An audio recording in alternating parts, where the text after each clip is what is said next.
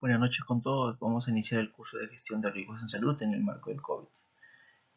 Obviamente para comentarles que la gestión de riesgos en salud es un tema importantísimo, toda vez que cualquier empresa, sea cual sea su naturaleza, va a presentar riesgos, ¿no? Y en el caso de salud, estos riesgos al convertirse en daños van a afectar al usuario de servicio de salud o al profesional. Por eso su implantación es muy importante, ¿no? Y obviamente tiene que generarse las herramientas necesarias. El curso que vamos a tratar el día de hoy les va a dar conocimiento sobre estos aspectos, ¿no? Para comenzar, vamos a tener reglas durante la exposición, como es que apaguen sus micrófonos, el celular obviamente tiene que estar en vibración, tienen que estar concentrados para que, yo sé que es un tema nuevo, pero apasionante, y obviamente ustedes van a poder hacer las preguntas al final de la exposición. Vamos a comenzar con una breve presentación pueda, que les pueda dar un panorama sobre el curso, ¿no?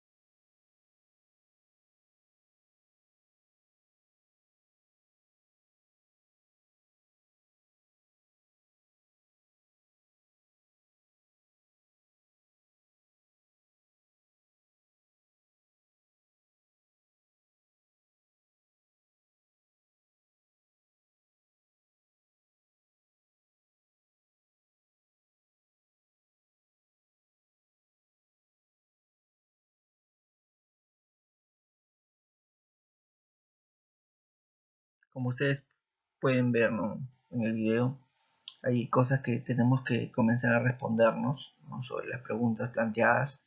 eh, y obviamente esto está relacionado, ya que cuando no detectamos los riesgos en salud, hay una afectación que van a generar deficiencias, y estas deficiencias en los servicios de salud afectan muy gravemente, ¿no?, a las personas.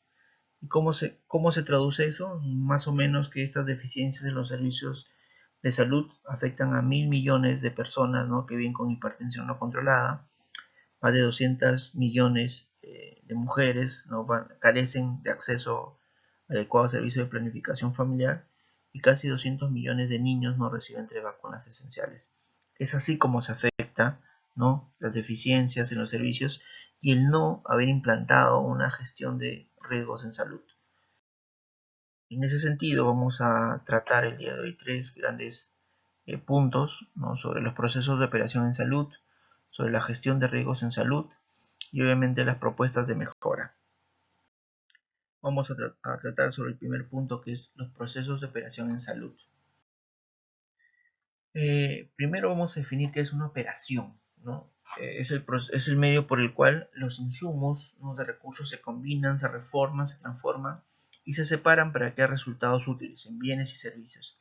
En el caso de la parte pública, estos recursos, ¿no?, se van a interaccionar a través de los procesos. Estos procesos van a generar productos, ¿no? Estos productos tienen que responder, ser parte de los servicios públicos que necesita la población, y van a generar un impacto. Este impacto obviamente va a generar un cambio social, ¿no?, que tiene que estar relacionado a los objetivos políticos, y este cambio social obviamente, ¿qué cosa va a generar? Un valor público. Eh, para que se dé esto, los servicios van a tener componentes generales y componentes específicos. Estos componentes generales, ¿no?, lo primero es, uno de los componentes es el objetivo social, el producto y servicio, el marco normativo, el precio, el recurso presupuestario, las personas, el entorno de equipamiento, procesos, la comunicación y finalmente la entrega. A nivel de los componentes específicos del servicio, vamos a tener que tiene que haber equipamiento público, infraestructura, equipamiento técnico relacionado al tema de recursos humanos, el tema de la información, equipo tecnológico, ¿no? Que garanticen las condiciones del servicio para la entrega de la prestación. Asimismo, nosotros con ese concepto de operación vamos a definir lo que es gestión de operación. La gestión de operación incluye el diseño, la operación y el mejoramiento de los sistemas de producción que crean, ¿no?, los productos o servicios. Yo tengo materias primas e insumos, ¿no? Estos obviamente voy a ver que interaccionen, que sean los adecuados, que cumplan los requisitos, ¿no? Y obviamente de no ser así, voy a hacer un ajuste. Luego que yo hago ese ajuste, hago el proceso de conversión. Este proceso de conversión, ¿no?, lo que me va a producir son factores de producción. Este proceso de conversión me va a generar resultados. Estos resultados están relacionados a los bienes y servicios. Obviamente este resultado lo tengo que comparar contra lo deseado para que retroalimente y obviamente haya un ajuste. Para que se dé todo este proceso, esta gestión de operación de manera adecuada, tiene que haber un adecuado proceso de planificación. Obviamente, cuando hablo de gestión de operación, ¿no? Ustedes miran, doctor, ¿y qué es gestión de operación en salud? La gestión de operación de salud es un conjunto de procesos que permiten la producción de atenciones o actividades en los establecimientos de salud. Estos procesos, ojo, deben ser gestionados de una manera adecuada en búsqueda de la eficiencia en su ejecución. Por lo tanto, aparece el término de gestión o administración de operaciones dentro de los establecimientos. Y esta definición es muy importante. ¿Por qué? Porque acá se habla de dos grandes partes. Las condiciones del servicio y la entrega del servicio. Las condiciones del servicio son todos los parámetros de operación. Y la entrega del servicio es cuando estos parámetros de operación están completos en la cantidad suficiente, van a garantizar que yo pueda entregar un servicio de manera adecuada. Entonces, ¿cuáles son los objetivos de la gestión de operación? Primero, disminuir los costos de los procesos de producción de las actividades o servicios en general. Mejorar la calidad de los mismos. Disminuir los tiempos en la lista de espera para la atención y obviamente flexibilizar la producción de los servicios de salud de manera que se adecue a las demandas estacionales y contingenciales. Tres cosas fundamentales, ¿no?, que están relacionadas a lo que la gestión de operación en salud busca. Entonces hay que tener bien en claro estos tres grandes objetivos que nos va a permitir, ¿no?, garantizar de una manera adecuada la interacción entre los procesos relacionados a esta gestión de operación de los servicios. ¿Cuáles son las etapas de la gestión de servicios? Son 4 etapas. La primera, hay que definir qué servicios de salud se va a brindar. Obviamente el mismo, cuando yo defino, tiene que estar relacionado a la función del nivel de complejidad y la resolución. Esto es muy importante. ¿Por qué? Porque en base a eso yo voy a poder ver mi capacidad operativa y qué recursos yo necesito para, digamos, tener o ejecutar este tipo de capacidad operativa. El segundo punto es, voy a seleccionar los procesos a realizar y la tecnología a utilizar para que la producción de los servicios, o sea, las atenciones, sean lo más eficientes, eficaces y efectivas posibles. Lo tercero es que tengo que hacer una distribución adecuada en las instalaciones del establecimiento de acuerdo a la complejidad. En otras palabras, yo tengo que ver cómo adecuo mis parámetros de operación, ¿no?, que me permitan, ¿no?, llegar a una máxima capacidad de oferta, a una máxima capacidad de producción y que satisfaga las necesidades de mis usuarios. Y finalmente, la cuarta etapa es el inicio de operaciones, a través obviamente de la distribución de la mano de obra del personal médico, donde deberá trabajar, ¿no?, de acuerdo a la especialización y competencias, como les mencionaba, para lograr el máximo rendimiento y el cumplimiento de metas. Cuando hablo de gestión de operaciones en servicios, yo tengo entradas, ¿no?, que va a ser la demanda de los pacientes, otros proveedores y hospitales, ¿no?, que me pueden hacer referencias, compradores de los servicios como los aseguradores y obviamente los proveedores, que van a ser los que me van a dar algunos elementos que me permitan a mí hacer el proceso de transformación. Este proceso de transformación va a tener tres grandes procesos: el proceso clínico, que está relacionado a la modalidad de tratamiento, protocolo, ¿no?, el proceso de soporte y el proceso de gestión, que está relacionado a que haya una adecuada infraestructura, una adecuada estructura, ¿no? Y con estos procesos de transformación, ¿qué es lo que busco? Productos. mejorar el estado de la salud, aumentar la percepción del cliente y obviamente mejorar y ser eficientes en el uso de los recursos.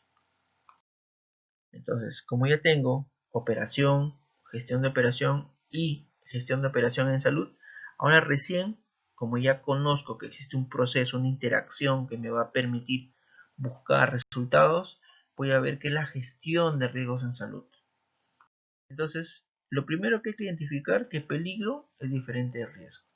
Peligro es una condición o característica intrínseca que puede causar lesión o enfermedad, daño a la propiedad y o paralización de un proceso. Ejemplo, un peligro es un piso resbaloso. Pero el riesgo ya es la combinación de la probabilidad y la consecuencia de no controlar. Ejemplo, es baja la probabilidad de una fractura si me resbalo, ¿no? Por ejemplo, en este piso resbaloso. Pero obviamente esta baja probabilidad va a depender de otros factores, ¿no? Como el tema propio de la persona, de la edad, etc, etc. Entonces hay que tener en cuenta estos aspectos. Entonces existen riesgos discrecionales y no discrecionales. Los riesgos discrecionales resultan de la toma de una posición de riesgo, ¿no? O sea, presupuestal, financiero, crédito o de liquidez. Y no discrecionales resultan de la operación de la institución, ¿no? Estratégico sustantivo, reputacional o de imagen, de acuerdo a la integridad, riesgo operativo, tecnológico, legal, administrativo, de servicio, de seguridad, obra pública y demás. Entonces, principalmente en salud existe un riesgo de tipo operativo, ¿no? Entonces, este es un aspecto que hay que tomar en consideración porque es uno de los riesgos que más nos afecta y este riesgo operativo obviamente golpea también el tema de riesgo reputacional, golpea el tema de riesgo estratégico. En ese sentido, vamos a conocer más sobre este tipo de riesgo. Por ejemplo, ¿no? Yo lo que tengo que hacer es una gestión de riesgos, ¿no? De tipo operativo, por ejemplo, tengo que establecer el contexto, ¿no? Y este contexto no es otra cosa más que hacer un diagnóstico. Este diagnóstico, obviamente, en el marco de salud siempre tiene que estar relacionado a calidad y seguridad del paciente, porque eso principalmente es lo que yo busco. Y obviamente esto me va a permitir identificar riesgos y plantearle controles. Una vez que yo planteo esto, voy a evaluar si este riesgo se ha mitigado o no. Y en base a eso, yo ya voy a comenzar a tratar el riesgo. Y así es un círculo que yo tengo que seguir. Entonces, ¿cuál es la secuencia metodológica para hacer una gestión de riesgos? Primero, identificar el proceso bajo estudio. Caracterizo el proceso. Identifico eventos de riesgo. Califico la causa. Clasifico el riesgo. Diseño las medidas y hago seguimiento y soporte. Esto es muy importante. ¿Por qué? Porque este seguimiento y soporte realmente fuerte, con objetivos claros, me va a permitir a que todo este ciclo me dé un resultado adecuado. Entonces, ¿qué son los riesgos en salud? Es un conjunto de acciones que, aunque no garanticen la ausencia de riesgos, tratan de agotar sus posibilidades de ocurrencia dentro de sus costos sostenibles. ¿Qué más nos dice? Otra definición. Riesgos en salud es la probabilidad de ocurrencia de un evento no deseado, evitable y negativo para la salud del individuo, que puede ser también el empeoramiento de una condición previa o la necesidad de requerir más consumo de bienes y servicios que hubiera podido evitarse. Existen dos tipos de riesgos, ¿no? El riesgo primario, que está relacionado al evento nuevo, y el riesgo técnico, que está relacionado a las fallas en la prestación. Dentro de este riesgo técnico existe también está el riesgo operativo. Entonces, esto es un tema muy importante que hay que tomar en consideración. Entonces, si nosotros vemos, ustedes miran, doctor, ya, ¿y cómo se relaciona el riesgo en salud en el marco del COVID? Miren, vamos a ver que llegó el coronavirus y este coronavirus encontró a un sistema de salud peruano que en el marco de sus procesos tenía muchos riesgos. Riesgos a nivel de proceso económico-financiero, riesgo a nivel de proceso sanitario, riesgo en el tema de flujo de información, riesgo en la entrega de la prestación, riesgo a nivel de resultados, riesgo a nivel de suministro y provisión. Ustedes miran, doctor, ¿y cuáles son esos riesgos? Por ejemplo, riesgos a nivel de la gestión económico-financiera, toda vez que, si bien es cierto, había, por ejemplo, una gestión adecuada de los recursos, pero había dos debilidades. La primera era que yo devolvía presupuesto, ¿no? Y la segunda era que los bienes y servicios relacionados a esa ejecución presupuestaria no llegaban. El segundo riesgo era el tema de la programación. Por ejemplo, la programación siempre muchas veces la hacían en base a la histórica, ya que muchas veces no contaba con datos, y cuando hacía esta programación siempre tenía problemas en el tema logístico, ya que no llegaba, ¿no?, de manera adecuada mis bienes y servicios que había programado, ¿no?, y que ya había comprado. ¿Esto qué cosa iba a generar? Riesgos en la prestación, ya que no se iba a garantizar en el punto de entrega los insumos y obviamente que no haya el tema de la producción. ¿Y esto cómo me iba a afectar? En el tema de la prioridad sanitaria, ya que iba a haber riesgos en cuanto al tema de conseguir los objetivos y metas que yo me había trazado. Entonces, aunado a esto, yo tengo un riesgo de flujo de información, ya que muchas veces no existe un estándar, ¿no?, una estandarización para el recojo de la información, para el procesamiento de la información. ¿Y eso qué cosa me afecta? Con el tema de la toma de decisiones. Asimismo, como hemos visto, existe un riesgo en el suministro de la provisión, ya que muchas veces este bien y servicios no llega de manera adecuada ¿dónde? A el último lugar o punto de entrega. Por ende, existe una afectación en toda la cadena que va obviamente a afectar nuestros resultados. Asimismo, nosotros siempre estamos al filo, ¿no?, de la afectación del proceso del cuidado de la salud. ¿Y por qué? Porque muchas veces en el proceso de gestión sanitaria, económica, financiera hay afectación, como les mencionaba, en la programación, en el flujo, en la distribución. Y obviamente en cada proceso de cuidado siempre va a haber un riesgo. ¿Y eso qué cosa me va a afectar? La atención, ¿no?, el tema de la oportunidad de los servicios.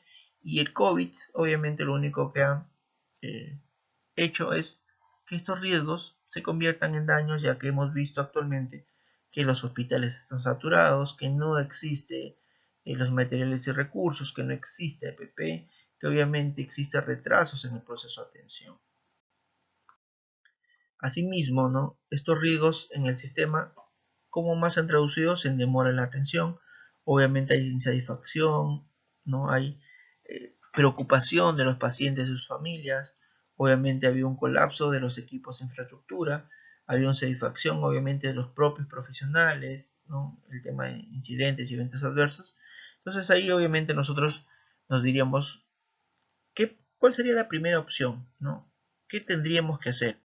Y ustedes me dirán, fácil, doctor. Lo primero que tenemos que hacer es ampliar la capacidad del servicio. Y lo siguiente es solicitar más recursos. Esto sería lo común, ¿no? Pero en la gestión de riesgos no es así. En la gestión de riesgos, yo lo que tengo que mirar es identificar cuáles fueron estos costos de no calidad, cuál fue el efecto, ¿no? Primero tengo que ver cómo se ha afectado el proceso de atención para identificar algo de lo más importante, las causas. ¿Cuáles son estas causas, no? Por ejemplo, tenemos que ver que no existe o no se ha identificado realmente las necesidades y características del flujo en la demanda. No se ha visto, ¿no?, las actividades realmente que van a generar el valor, ¿no? Ya que estas actividades que no generan valor, que más o menos es el 80% que están relacionadas a esperas, reprocesos, inventarios o debilidades en los inventarios, el tema de traslados, el tema de movimientos, ¿no?, limitan la capacidad y respuesta del proceso, y lo que obviamente genera incremento de los costos operativos. Otro de los puntos también es que tenemos que hacer una implementación de las mejoras en esos procesos que nos se han identificado que no están dando resultados, para generar un abordaje integral, ¿no?, que permita en un contexto de red poder generar una mejora en todo el proceso, ¿no? Nosotros tenemos que tener en cuenta que esta problemática antes planteada obviamente estuvo relacionada principalmente al tema de problemas en la planificación. ¿Y por qué? Porque nosotros tenemos que tener en cuenta que el 27 de enero, por ejemplo, ¿no?, se aprobó el nuevo modelo de cuidado integral, ¿no? Un nuevo modelo que generó muchas expectativas, ¿no? Y que lamentablemente no se implementó, ya que tuvimos a nuestro coronavirus que afectó, ¿no?, su implementación. Adicionalmente, como llegó el coronavirus, se emitió en 31 de enero una resolución ministerial relacionada al Plan Nacional de Preparación y Respuesta frente al Riesgo. Este plan lamentablemente no consideró esta resolución ministerial y obviamente tuvo un enfoque hospitalario. Ya el 10 de marzo se emite el decreto supremo 008, donde se emite la emergencia sanitaria. El 18 de marzo se emite la resolución 95, que está relacionada al Plan Nacional de Reforzamiento de los Servicios de Salud y Contención del COVID. En abril, el 8 de abril específicamente, se dan cuenta de que es importante el primer nivel, ya que acá era su enfoque hospitalario, y dan los primeros lineamientos para reforzar el cuidado integral de salud en el primer nivel de atención. Pero ya en mayo, específicamente el 20 de mayo, sale la resolución 306, donde existe una adecuación de la organización de los servicios con énfasis en el primer nivel y que obviamente fortalece más la implementación del modelo de cuidado integral. Y el 21 también, para generar mayores condiciones, se emite el decreto de urgencia 059, donde se dan las medidas extraordinarias para garantizar el acceso a medicamentos y dispositivos para el tratamiento de COVID y reforzar también la respuesta sanitaria. ¿Por qué hablamos de que hubo mala planificación? Porque llegó el COVID, obviamente encontró a una comunidad que lamentablemente no tenía una buena educación en salud. Lo que va a hacer es afectó que lamentablemente las medidas a este nivel no iban a ser bien acatadas. Bueno, y se tradujo en daños, ya que existió múltiples contagios, las personas no acataban el distanciamiento, y lo principal o el primer anillo de contención que nosotros pusimos a quién fue, a los hospitales. Obviamente tus hospitales iban a estar saturados, se iba a ver las debilidades en cuanto al tema de la organización hospitalaria, el tema de la precariedad, el tema de la debilidad en cuanto a camas, y obviamente lo que se logró es que estos hospitales sean los nuevos focos infecciosos y que adicionalmente estén saturados. En ese sentido, obviamente ahora se ha pensado en fortalecer el primer nivel según las normas que hemos antes citado para que ayuden de alguna manera a descongestionar el tema de los hospitales, toda vez que si no comenzamos a trabajar tanto acá en el tema de la contención ni acá, obviamente estos hospitales se van a seguir, obviamente en algún momento llegando al tope de su capacidad y se va a generar obviamente problemas, toda vez que cuando el coronavirus, no, yo activé, si bien es cierto, mi respuesta rápida hospitalaria, pero no he fortalecido mi acción a nivel de la comunidad. Yo aquí tuve que hacer algún tipo de garantizar la continuidad de los servicios para los pacientes hipertensos, para los pacientes diabéticos, para los pacientes con enfermedades crónicas, ¿no? A través de estrategias tanto con la atención del primer nivel. Y eso obviamente qué cosa generó, esas deficiencias en la planificación generó que veamos esta imagen que es un tope máximo, ¿no?, de atenciones, ¿no?, de personas que lamentablemente eh, por las mismas, la misma pandemia, los mismos riesgos asociados han generado que estén obviamente saturando los servicios hospitalarios. Asimismo, existen estas deficiencias en planificación generó que los profesionales de salud no cuenten con los EPPs adecuados, poniendo en riesgo su, obviamente, salud.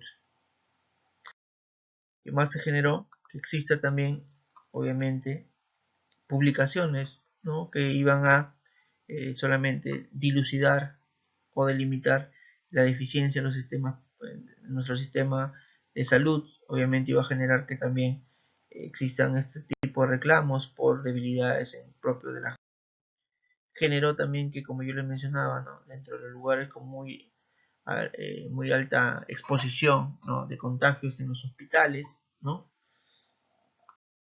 generó también que lamentablemente exista la corrupción, que nosotros tenemos que repensar en un contexto de gestión de riesgos uno de los pilares fundamentales para luchar contra la corrupción en salud es el tema de la auditoría, y eso hay que comenzar a implantar.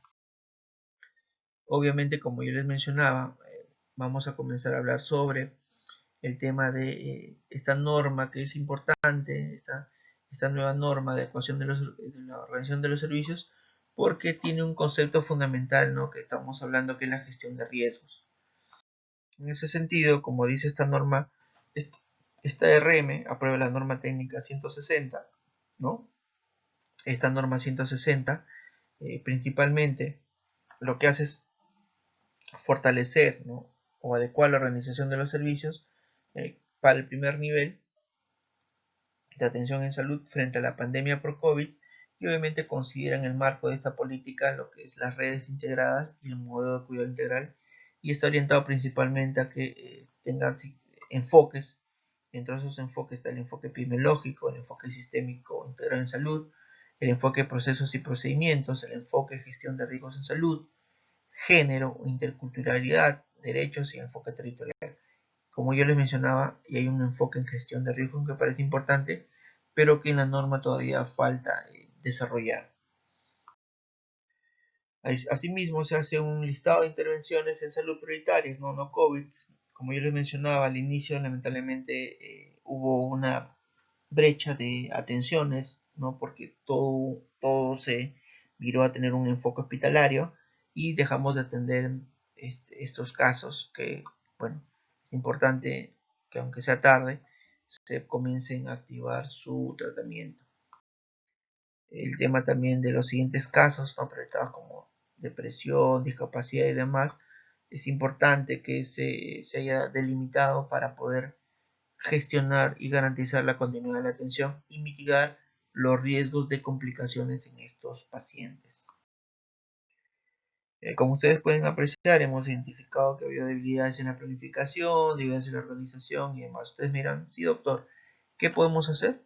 Plantear propuestas. Lo más importante es plantear propuestas. ¿Cuáles son las propuestas? Lo primero es que tenemos que definir qué es lo que requerimos para la prestación de salud en el marco del COVID. Primero, que sea oportuno, que sea accesible y asequible, que haya disponibilidad de los medicamentos, que haya seguridad y obviamente que haya procesos eficientes.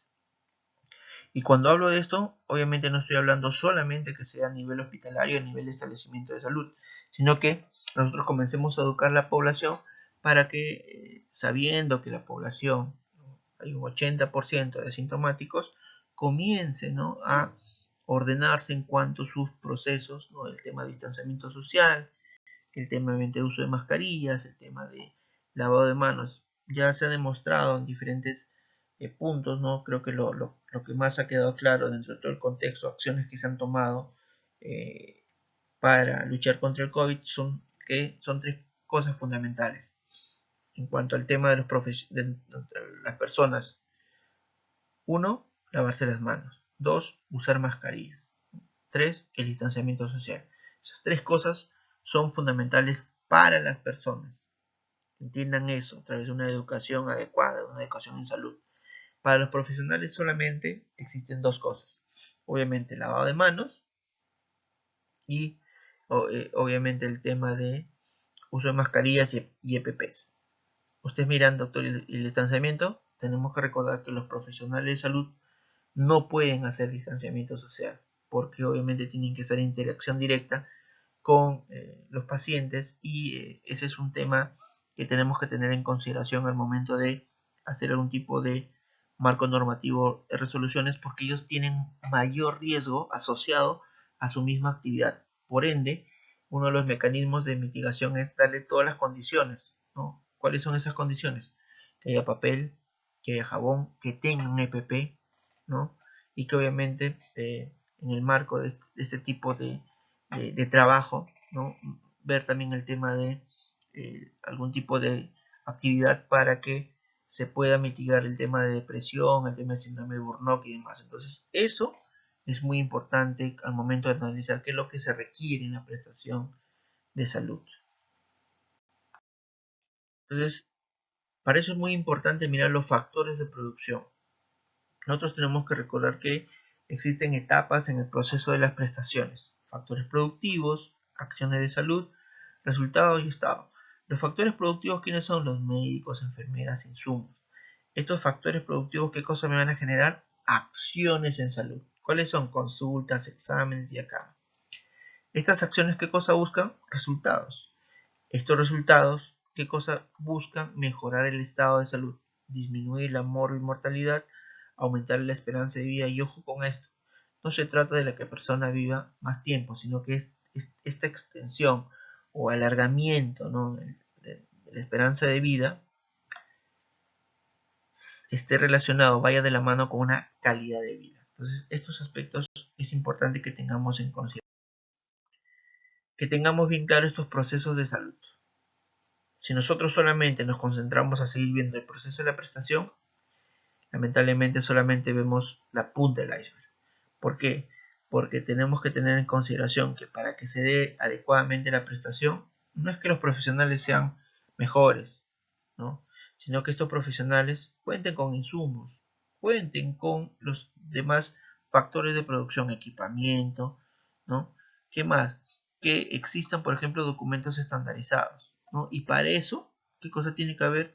Una buena gestión sanitaria y una buena gestión económica. Que este famoso recurso, ¿no?, que se tiene llegue de manera adecuada, no se gaste nada más, sino llegue esos bienes y servicios que están relacionados a ese dinero, lleguen al punto de entrega. Asimismo, que exista un flujo adecuado de información que me permita, ¿qué cosa? A través de la información producida por esta y por esta, tomar adecuadas decisiones. Y con eso obviamente también voy a garantizar un flujo de suministro y provisión adecuada. Tengo que tener una mirada integral para la gestión de servicios, ¿no?, con un enfoque de riesgos, porque si solamente digo, existen solamente hospitales, no. Lo que tengo que ver es que existen dos grandes, el primer nivel y el nivel hospitalario, que es segundo, ¿no?, y tercer nivel. En el primer nivel, ¿qué cosa tengo que ver? Que siempre va a haber un gestor, ¿no?, que me va a garantizar que yo como primer nivel pueda tener todos los parámetros de operación. En el marco de la ley de aseguramiento, ¿cómo se llama? UJIPRES, ¿no? En el caso público son las redes. Entonces, estas UJIPRES en el primer nivel son las que principalmente planifican y organizan, porque recordemos que las UJIPRES no brindan atención de salud. Esta planificación y organización me va a garantizar que yo en el primer nivel pueda hacer entrega de los servicios y por ende obtener resultados. Pero si este UJIPRES no me garantiza la prestación, obviamente va a haber afectación. Esto es en cuanto al primer nivel. Y tenemos que tener en cuenta que el primer nivel se relaciona con el segundo y tercero, o con el hospitalario a través de la referencia. Por ende, este UJIPRES, ¿qué más tiene que garantizar? La ambulancia, que me permita que haya una continuidad de la prestación. O el elemento, ¿no?, que me permite esa continuidad. Yendo a la atención hospitalaria, en el caso que un hospital sea unidad ejecutora, igual va a tener un componente prestacional y un componente, no, de la gestión pura. ¿Qué voy a ver en ese componente? Que hay un componente adecuado de uso de recursos, un tema de una programación, planificación adecuada, que me garantice una entrega de servicios, ¿no? Y obviamente un buen resultado. Ustedes miran, doctor, y en el tema hospitalario, por ejemplo, ¿qué necesitaría? Un triaje adecuado, ¿no? EPPs adecuados, insumos y materiales adecuados, etc. Entonces, esto es muy, muy importante. Por eso que en el marco de la organización de los servicios, espero yo que primero identifiquen las condiciones del servicio. Y para esto las UJIPRES, ¿qué cosas tienen que decir de la cifra del primer nivel? ¿Cuántas tienen agua? ¿Cuántas tienen materiales? ¿Cuántas tienen EPPs? ¿Cuántas tienen jabón, etc.? En otras palabras, ¿cuántas realmente tienen las condiciones que antes hablábamos para que se entregue una prestación adecuada de servicios en el marco del COVID? ¿Qué más? Tenemos que comenzar a fortalecer este cambio, ¿no? El coronavirus está ahí en la comunidad. Lo que tenemos que comenzar es, como les mencionaba, hacer una educación en salud más agresiva, una vigilancia comunitaria. Si bien es cierto, se han comenzado a fortalecer los equipos de respuesta rápida, tenemos que estos equipos de respuesta rápida focalizarlos, ¿no?, obviamente en los distritos donde hay mayor riesgo de infección y en los otros distritos que no tengo, comenzar a fortalecer el tema de la educación en salud. Para eso existen profesionales, ¿no? Tengo que activar el tema de brigadas y demás. Entonces, eso también es importante. Lo siguiente es que tengo que comenzar a dejar a descansar y tengo que comenzar a fortalecer mi primer nivel, ¿no? Cuando hablo de primer nivel no es lo mismo que atención primaria. Atención primaria se usa una estrategia, el primer nivel está relacionado a las condiciones o la capacidad resolutiva del establecimiento. Entonces, el primer nivel, ¿no? que tengo que fortalecer es ver primero, hacer un diagnóstico de las condiciones del servicio, ¿no? Para así garantizar la entrega. Cuando hablo de condiciones, que este establecimiento tenga agua, tenga jabón, tenga los medicamentos, mínimamente los medicamentos básicos. ¿Y quién le tiene que dar todo esto? Obviamente la red. La red tiene que garantizar que estos centros, ¿no? y puestos de salud tengan esas condiciones. Y obviamente luego de eso garantizar también el flujo adecuado, ¿no? para la referencia en caso corresponde de aquellos pacientes y congestionar el tema del hospital y la UCI. Y por eso tengo que tener dos tipos de eficiencia en mi proceso, la eficiencia técnica y la eficiencia asignativa. La eficiencia técnica relacionada a que los profesionales, tanto a nivel de la red como los establecimientos, tengan todos los elementos necesarios para el proceso de atención directa.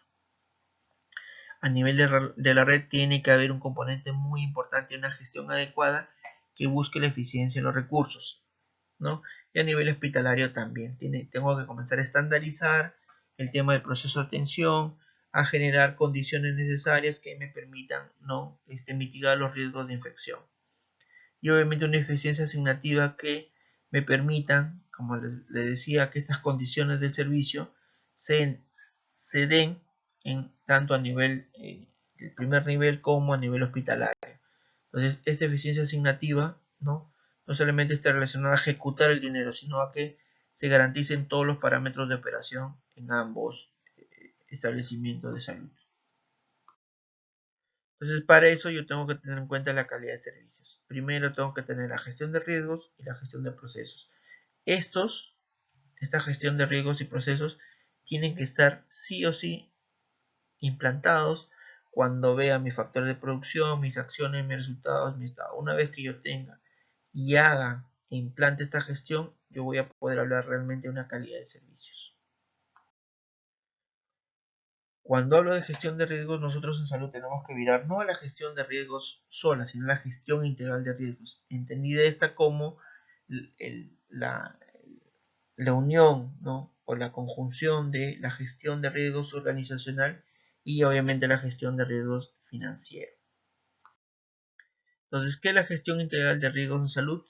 Es la capacidad de anticiparse a los eventos de interés de salud pública, enfermedades y traumatismos para que no se presenten o si tienen que dar su evolución y consecuencias sea lo menos severa posible, mediante la identificación de circunstancias, condiciones, clasificación de las personas, diseño y puesta en marcha. Entonces, esta gestión de riesgos, ¿no? estas acciones que vamos a hacer, deben contribuir obviamente a obtener las metas generales del sistema de salud, que es mejorar el nivel de salud, mejorar la experiencia en la atención de salud y obviamente que los costos sean acordes a los beneficios recibidos para evitar una ineficiencia de tipo asignativa ni de tipo técnica.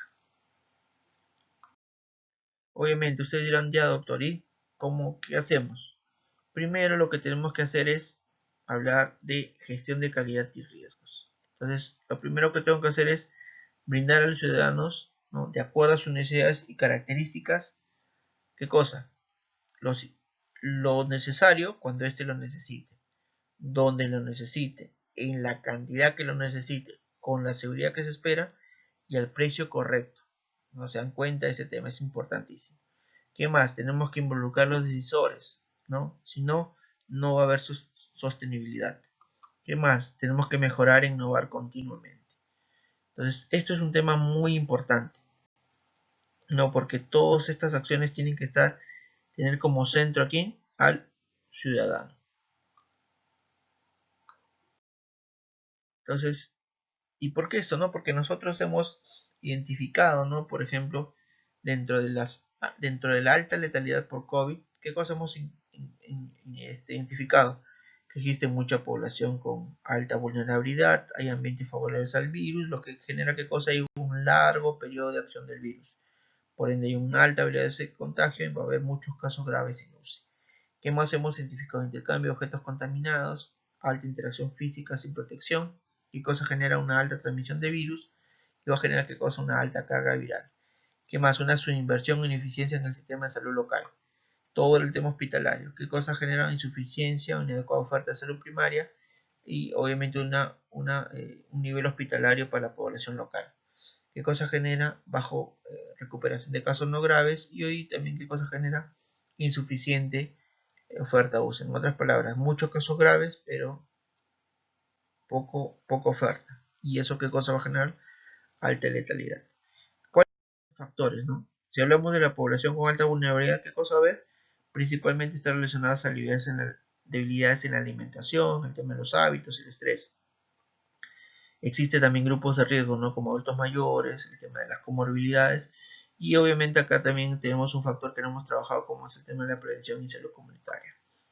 Porque existen ambientes favorables al virus por el tema de las condiciones, ¿no? Higiene, desinfección, poca ventilación, poca iluminación y demás. ¿Dónde debemos comenzar a fortalecer, ¿no? En lugares claves como el hogar, los barrios, bancos, los mercados, los transportes. ¿Qué más? Intercambio de objetos contaminados. Lamentablemente tenemos que tener bien en claro el tema del comercio esencial versus no esencial. Ustedes miran, eso está definido, sí, pero no necesariamente se cumple. El tema de comenzar a ver el tema del medio de pago, efectivo versus pago digital. ¿Qué más? Alta interacción física sin protección. Obviamente existe necesidad de interacción, ya sea por los ingresos, los bienes y servicios, relaciones sociales y la información. Tenemos que tener muy en cuenta el acceso a la concentración de servicios esenciales, el hacinamiento de viviendas. Para eso hay que fortalecer la regulación y fiscalización, los conocimientos de creencia, el acceso a equipos de protección, EPPs. Hay una subinversión en eficiencia que vamos a hablar en el sistema de salud. Tengo que comenzar a fortalecer el tema de salud comunitaria, tengo que tener, ¿no?, personal capacitado. Hay lamentablemente debilidad en los insumos y equipos, ¿no? Lo que no me permite hacer detección, atención y protección, debilidad en la infraestructura, traslados, el tema de la telemedicina, ¿no? El tema de regulación, gestión, el financiamiento.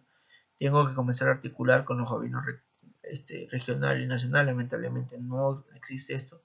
Ver el tema de la público-privada, de las APPs, el tema de la comunidad de líderes, ¿no? Y comenzar a generar una mayor articulación a nivel local.